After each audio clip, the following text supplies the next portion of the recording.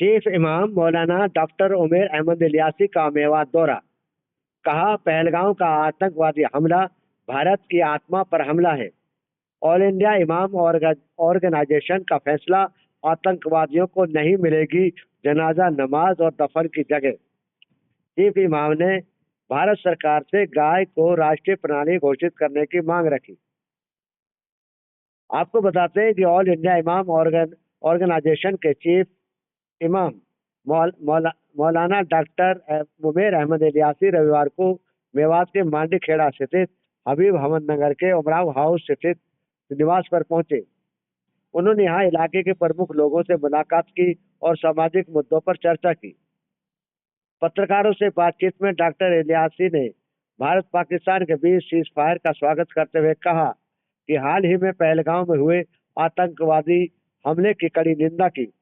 उन्होंने कहा है कि धर्म पूछकर लोगों को मारना मानवता के खिलाफ है और यह हमला भारत की आत्मा पर किया गया है।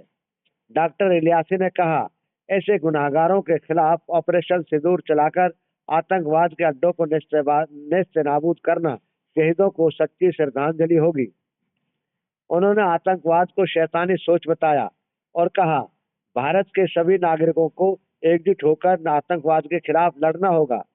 वहीं पाकिस्तान द्वारा बार बार सीज फायर का उल्लंघन करने पर उन्होंने कहा, पाकिस्तान ने हमेशा भारत को धोखा दिया और उसकी हरकतें भरोसे लायक नहीं है। बकरीद के मौके पर चीफ इमाम ने अपील करते हुए कहा कि कुर्बानी भैंस, कटरा, बकरा आदि की देनी चाहिए।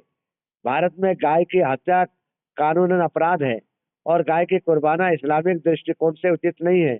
उन्होंने भारत सरकार से गाय को राष्ट्रीय प्राणी घोषित करने की मांग की। उन्होंने कहा है कि गाय के घी में शिफा, दूध अमृत और गोश्त बीमारी है। डॉक्टर इलियासी ने बड़ा ऐलान करते हुए कहा, उनकी ऑर्गेनाइजेशन ने फैसला लिया है कि किसी भी आतंकवादी को न तो भारत के किसी कब्रिस्तान में दफनाया जाएगा और न ही उसकी जनाजा नमाज किसी इमाम द्वारा पढ़ाई जाएगी। यह निर्णय देश भर की 1.25 लाख मस्जिदों के इमामों ने मिलकर लिया है। वहीं डॉक्टर उमैर अहमद इलियासी ने मेवात में ट्रॉमा सेंटर, यूनिवर्सिटी खोलने और मेवात को रेलवे लाइन और मेवात कैनाल से जोड़ने की वकालत की। उन्होंने कहा, वह इन मुद्दों के समाधान के बारे में भारत सरकार और हरियाणा सरकार के प्रतिनिधियों के सामने रखेंगे। खबर हक टीवी के लिए मेवात से यूनुस अली पत्रकार की रिपोर्ट। अगर आपको हमारी खबर अच्छी लगी हो तो चैनल को सब्सक्राइब और वीडियो को लाइक और शेयर जरूर करें। धन्यवाद। फिर मिलते हैं किसी बड़ी खबर के साथ। देखिए, मैं हमेशा से एक बात कहता आया हूँ कि गाय को राष्ट्रीय प्राणी घोषित किया जाए और चूँकि गाय हमारे दूसरे मज़हब, जो बड़ा मज़हब है सनातन हिंदू धर्म, उसके अंदर उनकी आस्था है, तो मुझे लगता है कि अगर चूँकि हमारा ये जो चीफ इमाम होने के नाते ही मैंने पहले भी ऐलान किया था, फिर कह रहा हूँ कि गाय को राष्ट्रीय प्राणी घोषित किया जाए। और जहाँ तक आपस में मेवात है, मेवात ने हमेशा से गाय का पालन किया। यहाँ गौ पालक सबसे ज़्यादा मेवात में होते हैं, पहले भी थे, आज भी हैं। जितनी गौ की सेवा मेवात में होती है, मुझे लगता है कि हिंदुस्तान में कहीं नहीं होती, क्योंकि ये ब्रिज का इलाका है। ब्रिज के इलाके के जो लोग होते हैं, यहाँ के जो लोग गाय पालते हैं, पालन करते हैं, पोषण इससे करते हैं, तो मुझे लगता है कि ये विषय एक ऐसा विषय है कि जो गाय सबको जोड़ने का काम करती है। रसूलुल्लाह सल्लल्लाहु अलैहि वसल्लम ने फरमाया कि गाय का घी शिफा है, गाय का दूध अमृत है और गाय का गोश्त बीमारी है। तो कुर्बानी के मौके पर सबको यही कहना चाहता हूँ कि कुर्बानी के लिए आपके पास बहुत सारे बकरे हैं, भेड़ हैं और भैंस हैं, इस तरह के जो बड़े जानवर हैं, उनकी कुर्बानी करिए।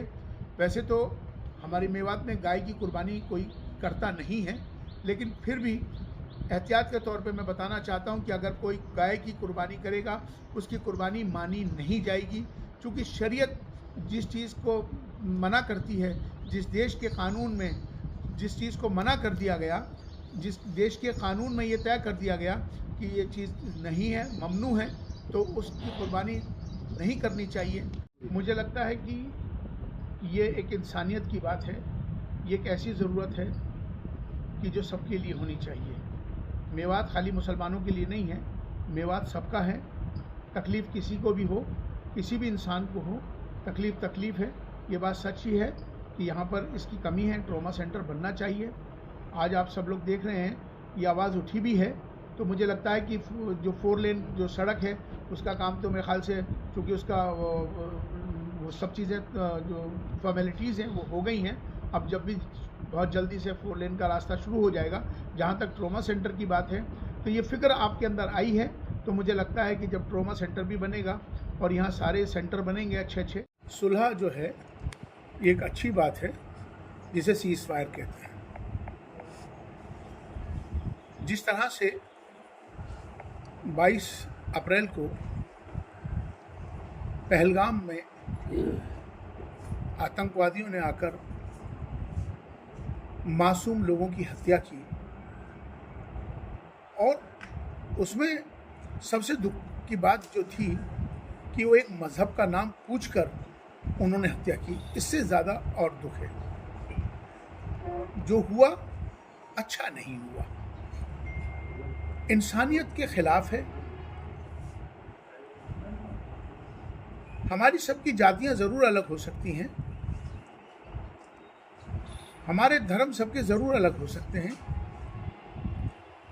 हमारे पंथ ज़रूर अलग हो सकते हैं, हमारे इबादत करने के तरीके ज़रूर अलग हो सकते हैं, पूजा पद्धति हमारी सबकी ज़रूर अलग हो सकती है, हमारा धर्म ज़रूर अलग हो सकता है, लेकिन हमारा जो सबसे बड़ा धर्म है इंसान और इंसानियत का है। भारत में रहते हैं, हम सब भारतीय हैं।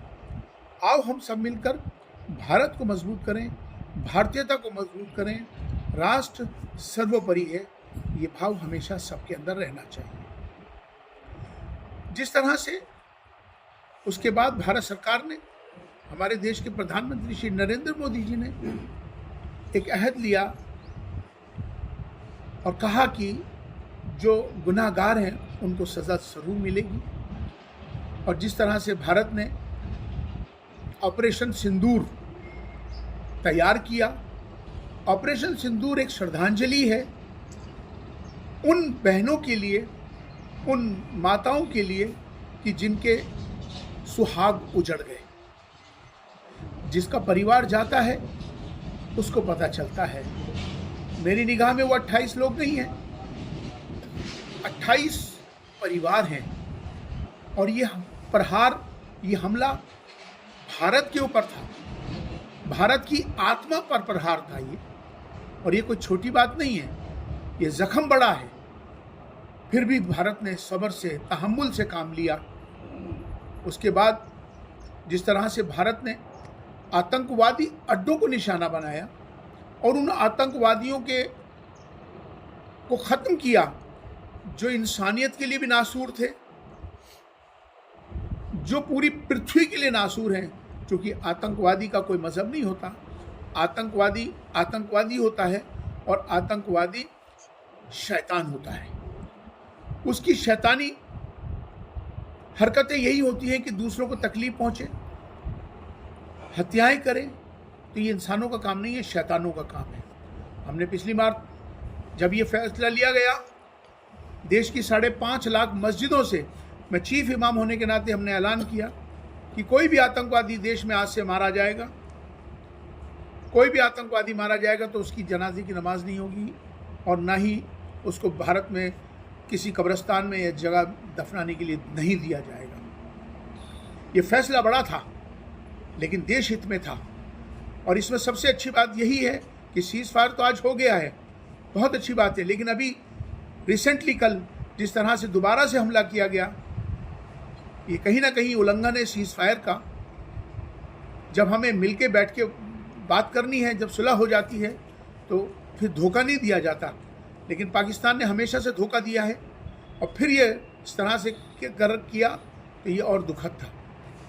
हम हमेशा से एक बात कहते हैं कि हम सबको एक होकर इस आतंकवाद का मुकाबला करना है। तो आतंकवाद को हमेशा से जड़ से ख़त्म करना चाहिए, पूरे विश्व से ख़त्म करना चाहिए, क्योंकि इस आतंकवाद की वजह भारत हमेशा से झेल रहा है।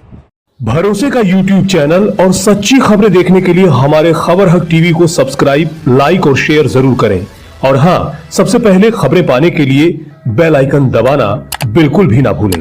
आपको हमारी खबर कैसी लगी? कमेंट्स कर बताएं और हमारे खबर हक टीवी चैनल को सब्सक्राइब करें और वीडियो को लाइक और शेयर जरूर करें।